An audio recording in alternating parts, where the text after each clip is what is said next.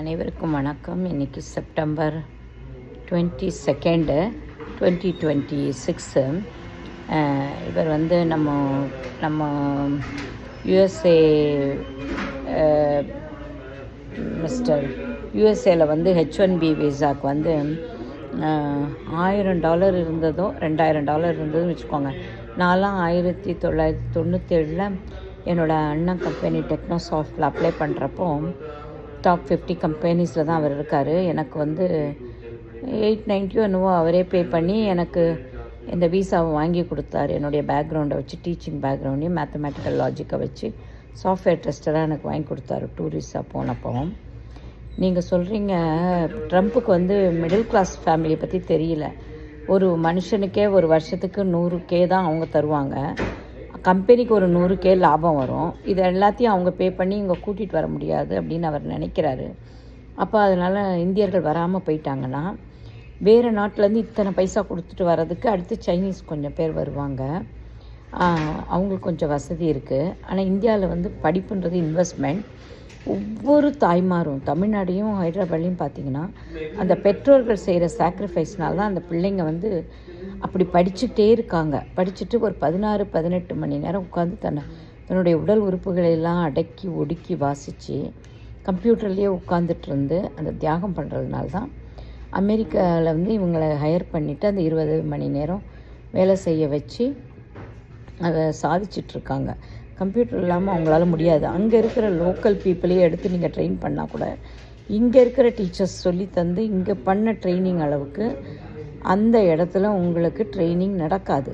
நான் வந்து ஒரு சாதாரண ஒரு எம்எட் டீச்சராக போய் இங்கே வந்து 2 இயர்ஸ் டிப்ளமா படித்தேன். இங்கே எப்படி சொல்லித்தராங்கன்னு எனக்கு தெரியும்.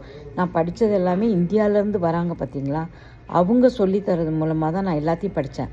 நீங்கள் எந்த நாடுக்கு போனாலும் தமிழ்நாட்டில் இருக்கிற கல்வி திட்டம், நான் அங்கே ஆசிரியராக இருந்தேன் பெருமையாக சொல்லிக்கிறேன். கம்ப்யூட்டரும் மேத்தும் டாக்டர்ஸ்க்குரிய சயின்ஸையும் அங்கே இருக்கிற டீச்சர் மாதிரி யாராலையும் சொல்லித்தர முடியாது.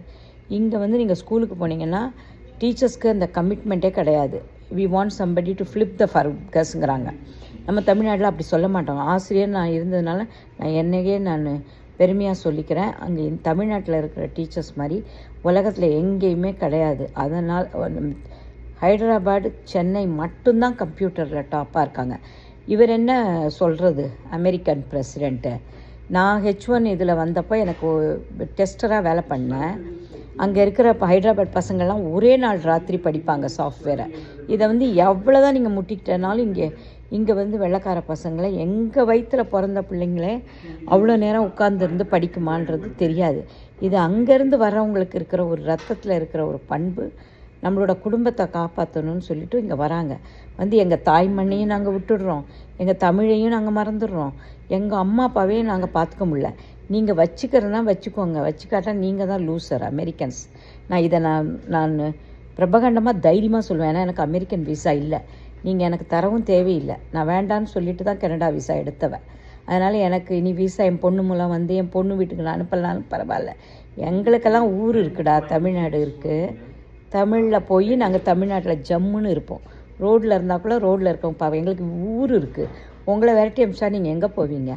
எல்லாரையும் அனுப்புங்க, எல்லா இண்டியன்ஸையும் அனுப்புங்க. அத்தனை பேரும் வந்த பிறகு இங்கே குண்டியை 10 மணி நேரம் அவங்களோட குண்டியை keeping their butt and working is hard for your children. உங்களுக்கு அந்த ட்ரைனிங்கே கிடையாது. இமிக்ரன்ஸ் வராமல் இந்த நாடு நடக்கவே நடக்காது. அதேமாதிரி பஞ்சாபிஸ் வந்து இந்த ஸ்கில் ஒர்க் பண்ணாட்டா இந்த வீட்டில் 17 ரூபா 7 ரூபாக்கெலாம் எவனும் வேலை செய்ய மாட்டான். பாதி நேரம் 8-4 மணி நேரத்துக்கு ஒரு சிகரெட் குடிக்க போயிடுறீங்க. உங்கள் கலாச்சாரம் வெதரை பற்றி பேச போயிடுறீங்க.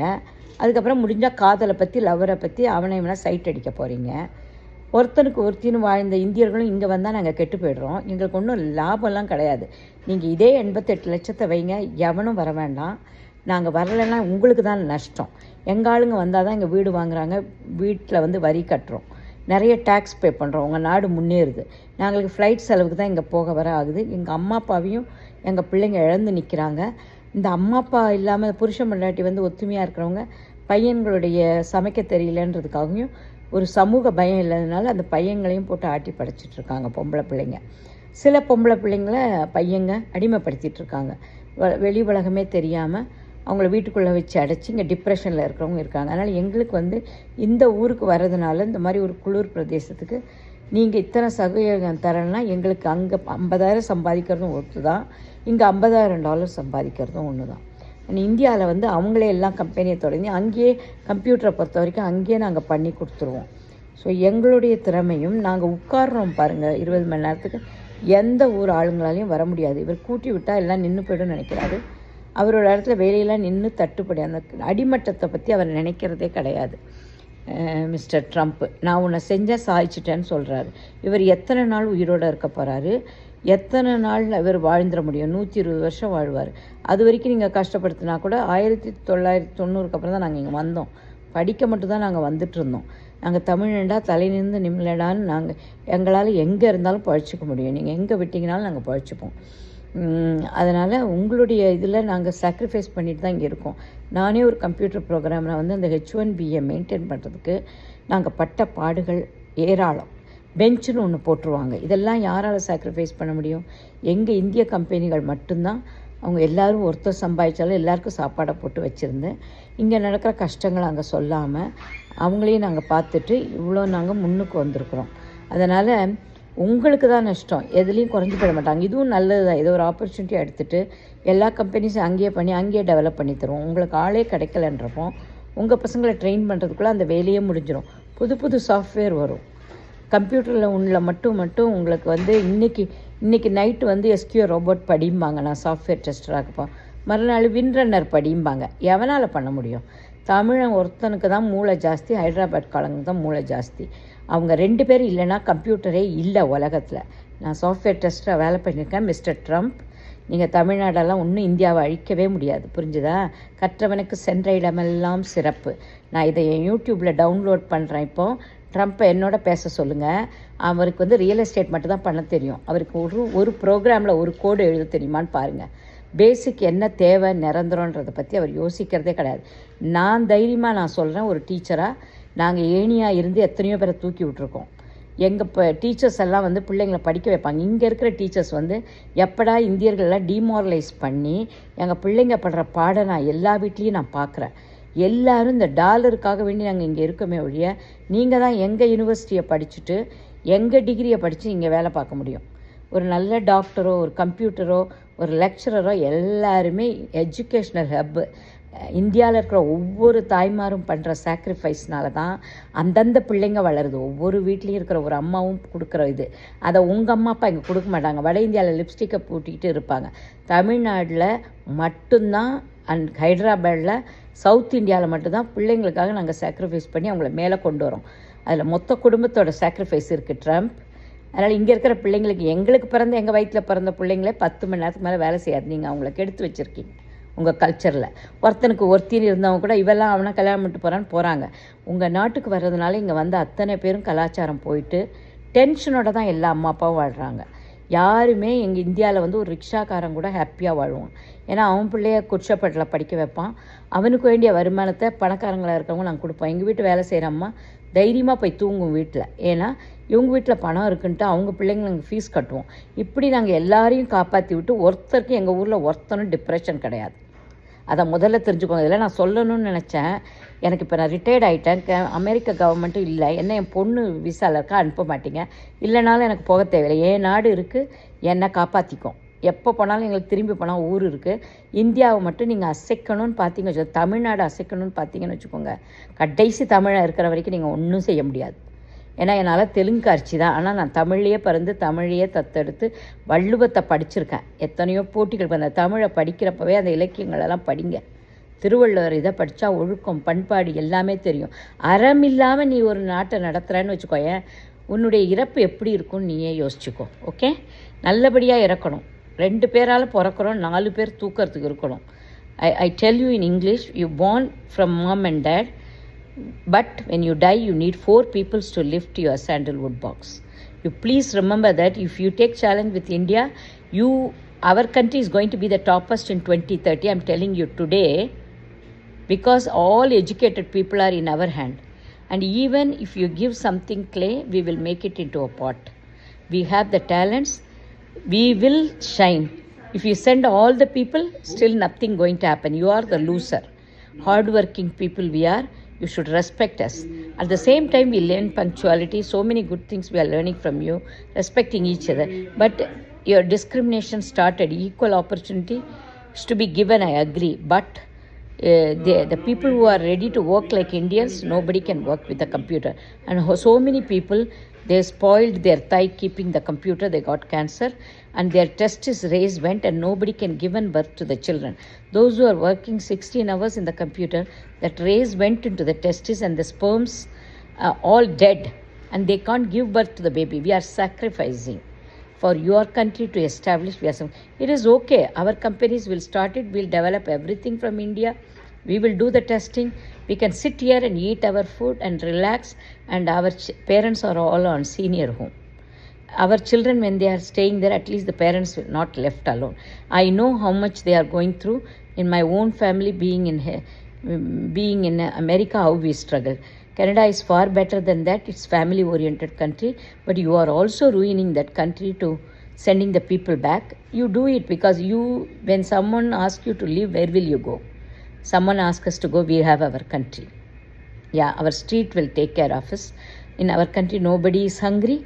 Nobody is depression. Try to understand. I've never seen people depression talking on the road.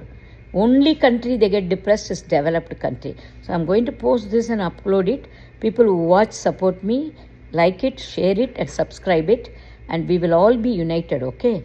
When Tamilians, they are all intelligent. You are not united. Everybody want to come up by yourself. Now Hyderabad and Tamil Nadu people join together. Don't give up. Unity is strength now. This is the time to show your unity. He'll send everybody, future people, 88 lakhs, 1 crore. Rich people want to come.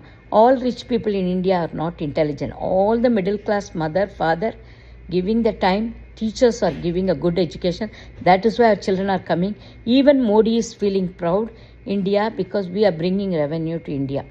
We are sending money there. And we are buying a house here. We are buying a car here. Who is getting benefited? Who is getting benefited? Tell me. If you buy a house 10 lakhs, no electricity, no heater, we can survive there. Brick will not spoil. Here, 3 months you leave the house and go. Insurance you need to pay. So much headache for us here to live. And there is, when you come to retirement, they are all depression. So we are not actually happily living. It is an advantage for you. I'm telling you again and again, Indian people are very spiritual. Until last Indian die, the spirituality will not ever die. Until தமிழ்நாடா தலை நிமிர்ந்து கடைசி தமிழாக இருக்கிற வரைக்கும் உங்களால் தமிழையும் அழிக்க முடியாது, தமிழனுடைய அறிவையும் அழிக்க முடியாது. அமெரிக்கர்களுக்கு நாங்கள் இல்லைன்னா உங்களால் ஒன்றுமே பண்ண முடியாது. இம்மிக்ரெண்ட்ஸ் இல்லைன்னா இந்த நாடு ஜீரோ. நீங்கள் இம்மிக்ரெண்ட்ஸ் மட்டும்தான் குண்டியை ஒரு இடத்துல வச்சு அவன் வேலை செய்வான். உங்கள் ஆளுங்க குண்டியை ஒரு இடத்துல வைக்க மாட்டீங்க. நீங்கள் you won't keep your pump at one place and focus on the work. I'm telling you, you will arrest me also, I'll go to the jail. I have no problem. நான் என் நாட்டுக்காக எதையாவது ஒன்று செஞ்சுட்டு போகிறேன். ட்ரம்ப், நீங்கள் பண்ணுறது ஒன்றுமே correct கிடையாது. கொஞ்சம் கூட இல்லை. நாங்கள் எமோஷ்னல் ஃபூல்ஸாக இருக்கலாம், ஆனால் நாங்கள் ஒன்றும் அப்படி லூஸு கிடையாது. நாங்கள் காதில் பூ சுற்றிட்டு இருக்கல. இதை நீ அப்படியே ட்ரான்ஸ்லேட் பண்ணி நான் என்ன சொன்னேன்றதை கேட்டுட்டு நீ எனக்கு கால் பண்ணு. 867-334-0956. என்ன மிஞ்சி போனால் நீ கொலை பண்ணுவேன், அவ்வளோதானே, ஆள் வச்சு. You do it. என் காந்தி எதுக்கோ இறந்தார், நானும் இறந்துக்கிறேன். நீங்கள் இப்போ பண்ணுறதுல நாங்கள் அழிஞ்சிடுவோன்னு நினைக்கிறீங்கல்ல.